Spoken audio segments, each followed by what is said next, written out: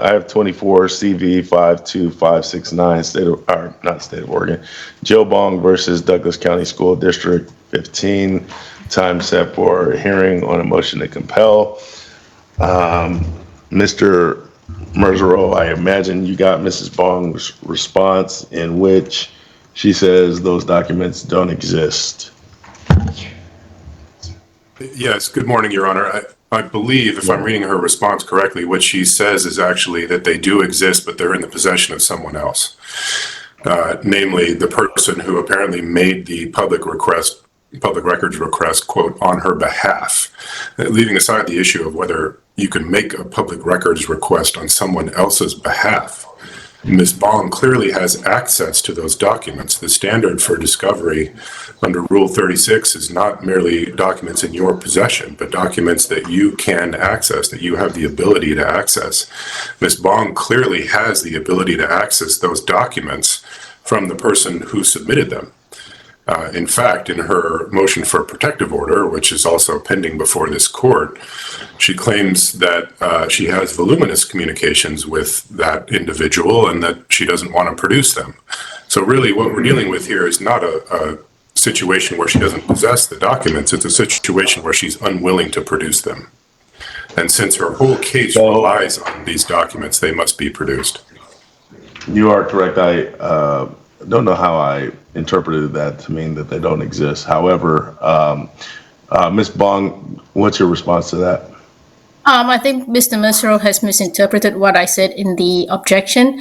To the extent that I understand what he's requesting, I do not possess any documents that he requested, which was, I believe, documents between me and the school district regarding the specific public records request, because as clearly stated in the complaint as well as in Ron Thompson's declaration, I did not file the public records itself. Also, Mr. Mersereau's motion to compel is procedurally invalid because he filed it prematurely, and for that reason alone, the court should deny it. He also did not in good faith confer on clarification on the motion to compel. In my objection, I asked him I basically asked for clarification on what documents exactly he's looking for.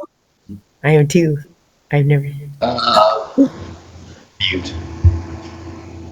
Go ahead, Ms. Bong. I'm sorry. What documents exactly he was looking for, and he didn't clarify. So I would assume that he's looking for documents between me and the school regarding the records request, which do not exist because I never contacted the school directly. So my understanding is what Mr. Mersereau is looking for are, just a moment.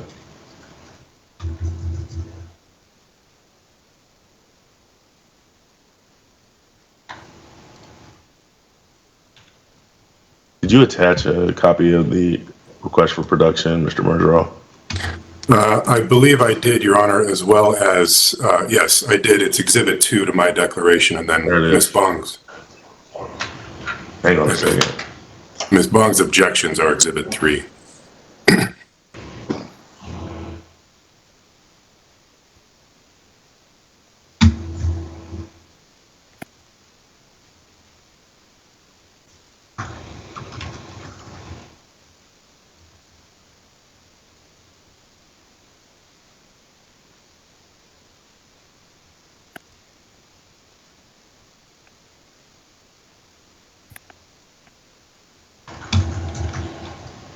Ms. Bong, what do you find confusing about the term communication? I don't know what he wants. I mean, as I said in the objection, I have no communications between myself and the school. So what exactly is Mr. Mersereau looking for? You say petitioner cannot reasonably ascertain exactly what respondent intends to include or exclude, making compliance unreasonable and impractical. Correct, because I'm sorry, go ahead. Ms. Bong, do you know what communication means? In general, yes, but Let me put it this way, Your Honor. Let's say a customer goes into a Chinese restaurant and orders pizza. The restaurant is confused because even though it knows what pizza is, it doesn't serve pizza. So it asks the customer to clarify what what he means by pizza, and the customer doesn't No, no, clarify. He no, goes no, ahead no, and files a no, Yelp no, no, review. no, no, no, no, no, no, no, no. Ms. Bong, you filed this action based on a fee for a records request. Correct. Okay, so so your analogy is not equivalent to what we're talking about. We know that there's some basis that is alleged that requires some communication between you and the defendant. And so I find that what you're doing is an attempt to, well, I'm going to say a comment, but I'm concerned about the method that you're using for delaying, this appears to be in bad faith. Your objection is what I'm concerned about. So you know what communication means. You know that communication is central to this particular matter. And so you need to hand over the communications you have or are reasonably able to obtain with respect to this matter. Your Honor, I do not have any communications between myself and the defendant. The defendant is well aware that I never communicated with it, so I don't know what it wants me to produce. Mr. Mersereau? Your Honor, it's very simple. From my perspective, this is a public records request case. All I am asking for is the public records request that is at issue in the case. And I think it's entirely unreasonable for Ms. Bong to file a case based on a public records request that she apparently didn't make, won't produce, and won't even go out and get. Your client Honor. doesn't have access to that particular request, Mr. Mersereau? No, Your Honor, because apparently it was made more than a year ago, and my client keeps its email for 1 year, and Ms. Bong knows all this. Okay, so who made the request? Ron Thompson made the request, and regardless, Your Honor, the request is not at issue. It's the calculation of the fee that is at issue. I do not have access, or neither does Mr. Thompson, as far as he told me, have any information on how they calculated the fee. The content of the public records is irrelevant.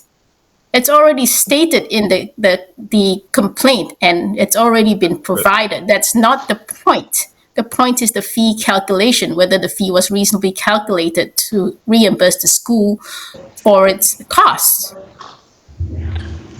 And I don't have it. That's the whole basis of this lawsuit. The school refused to provide the fee calculation. Now they want me to produce the fee calculation, which is not only unreasonable, it's impossible. I'm not the one who did the fee calculation. The school was. Your Honor, I'm sorry to interrupt. The fee is based on the public records request that was made. And without that request, there is no way to analyze the appropriateness or the amount of the fee. And I will add, what I'm hearing is that Ms. Bong did not make the request at issue. Therefore, she has no standing to raise any of these issues. I suppose I need to file another motion for summary judgment, but certainly a person can't file a request or file a lawsuit like this based on someone else's public records request. That's a standing issue. Your Honor, I paid for the public record request, so therefore I'm standing.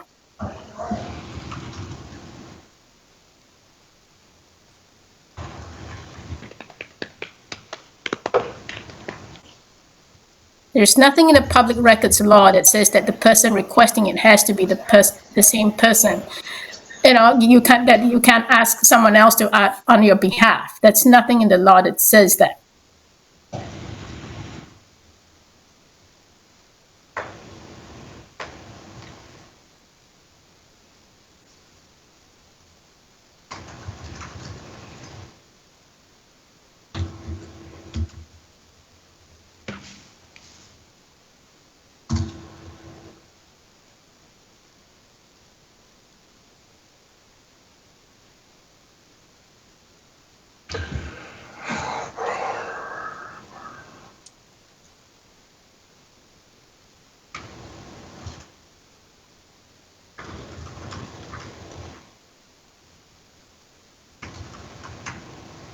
Anything else from either side?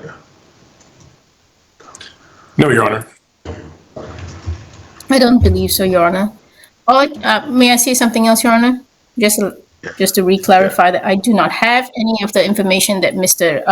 Mersereau is asking for, and the communications between me and Mr. Thompson are irrelevant. They're private, personal, and have nothing to do with the school's calculation of the fee required.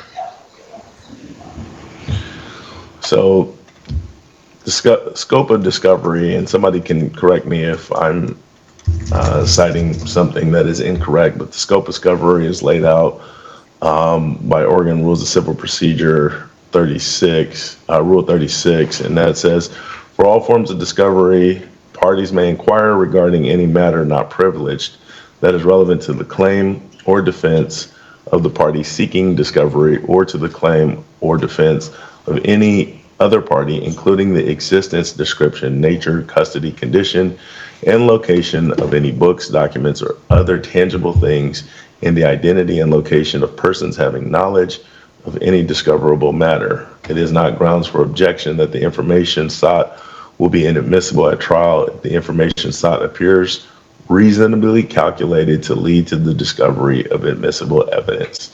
That is the rule that I have operated under as a lawyer, and the rule that I understand is applicable to this particular case as a judge. Am I wrong about that? No, you're not, Your Honor. I do not believe so, Your Honor.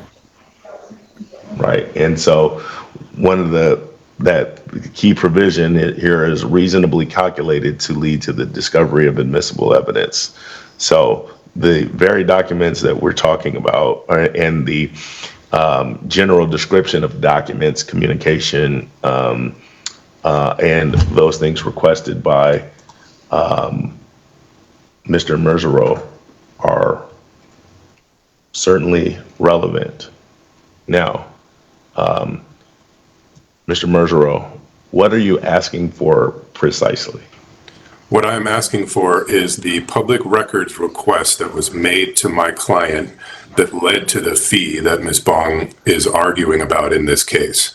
And if she needs to reach out to Mr. Thompson or whoever it is that made the request, she clearly has the ability to do that and should be required to do that. That document needs to be provided to Mr. Mersereau within 14 days of today's date. So, Your Honor, what exactly is Mr. Mersereau asking for? Is it the public record request, There's nothing confusing about what he just said. So I'm confused about what he just said. Okay, well then I'll invite you to confer with Mr. Mersereau further. The motion to compel is granted. Mr. Mersereau will prepare the order. Thank you, Your Honor. Have a good day. You as well.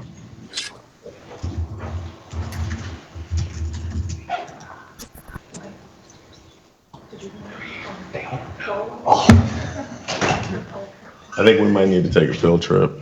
I know the jail is back in An hour? an hour to a 404 set. Okay. They haven't done the 303s yet. We, Or they're 837. we have some parties in the WebEx just named Douglas and Rachel. Who's on the line? I'm gonna unmute the party named Rachel real quick. Have someone present via WebEx by the name of Rachel. What matter are you here for? You're up. I can't unmute their account. Like, it won't unmute.